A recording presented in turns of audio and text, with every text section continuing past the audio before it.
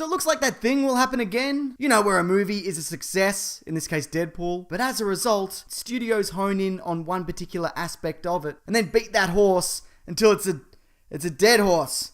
Like the metaphor. In this case, it's Deadpool's R rating. Now, prior to this film, comic book movies have found moderate success in catering to older audiences. Most recently, Kingsman. Some of the Blade movies, probably. 300. The Crow, I guess. That one where Aragorn gets in a bathroom knife fight with his dick out. Wait, I'm confusing Eastern Promises with A History of Violence? Then why am I still playing this? I don't know.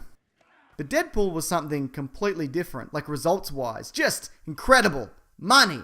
So much money. Before getting onto the why of how making everything R-rated is a terrible idea, I want to briefly touch on other films that brought something distinct to cinema and then had that thing ruined by a slew of copycats. Star Wars. You know how many Star Wars clones there were? No, not that idiot. Why don't you go back to ruining Boba Fett's backstory, you boring jerk? But yeah, so many. Nobody remembers most of them because they thought what made Star Wars work was just have a film be in space. Ignoring the fact that what makes Star Wars great is that Harrison Ford spends every movie he's in telling people how dumb they are and how dumb he thinks this universe is. It's great. He's really good at it. And then you look at Independence Day. Groundbreaking, city-shattering special effects. But my God, can we stop with this already? I mean, it's been 20 years. I don't care how many times you destroy the Golden Gate Bridge. I don't feel anything when I see this. Unless the cast of Full House is on there. I would love that. I mean, minus Stamos. He's a bloody treasure, that bloke. And then, of course, you have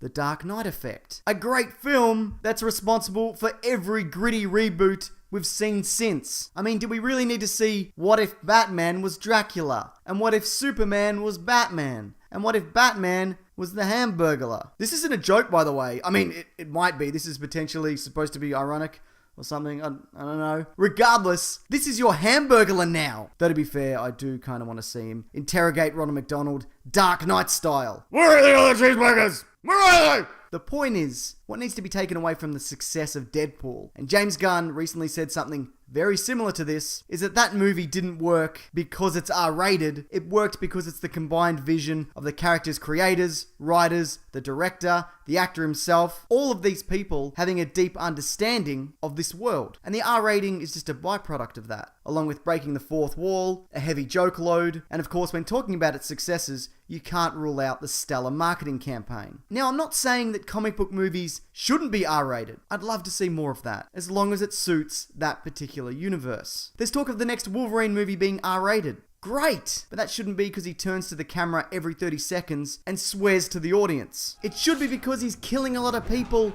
in a very visceral way. There's also rumors of an R-rated Batman v Superman cut. Again, great, awesome. But as long as it's not because there's a weird extended sex montage between Clark and Lois. Studios also need to remember that R-rated comic book movies aren't going to be successful all of a sudden because of Deadpool. There's a list as long as my arm of these R-rated films that have failed to make any significant box office impact, such as Dredd. Great movie, regardless, nobody saw it. Also, Spawn, probably. I mean, it did double its $40 million budget, but when you take into account the marketing cost, it's no surprise we didn't get Spawn 2, The Spawner Ring.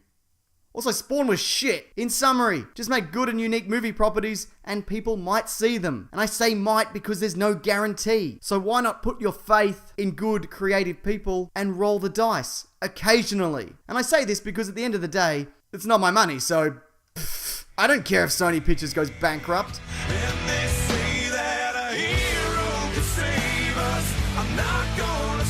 Question for you though, person watching this. Are there any comic book properties that you'd like to see get the R-rated cinema treatment? If you have any thoughts, feel free to leave them below in the comments. Also, if you want, subscribe and check out some of my other videos, including this one on what didn't make it into the final cut of Deadpool. Also, this Monday on my podcast, The Weekly Planet, we're talking R-rated comic book properties that we'd like to see get adapted. So tune in! That's a figure of speech, by the way. You can't tune into a podcast. Put your bloody wireless away, Grandpa.